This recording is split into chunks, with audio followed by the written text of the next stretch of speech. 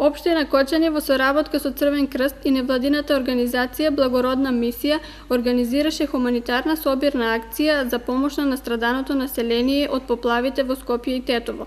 Обилните врнежи од дожд предизвикаа човечки загуби, како и голема материјална штета.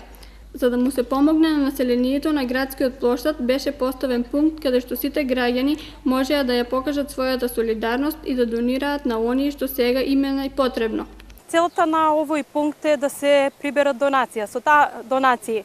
Значи, со таа цел општината од утрова е во контакт со бизнис секторот, со институциите, со вработените во општината, значи, и апелира до сите да се вклучат во акцијата, да дадат прилог, значи, да помогнеме во ваква тешка ситуација што ја снајде нашата држава. Помошта е и во парични средства, може директно да се донира со кеш пари, може на сметка да се донира, може на телефонски број, а секако најважна, како што слушаме, е водата, затоа имаме и потреба од донации од вода.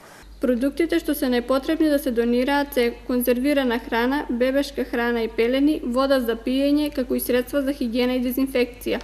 Самите граѓани и правните субјекти може да донираат со уплатата на 100 денари на телефонските броеви 143 400 на сите мобилни оператори, како и фондот на солидарноста кој е отворен и дополнително можете да ги погледнете броевите за уплата.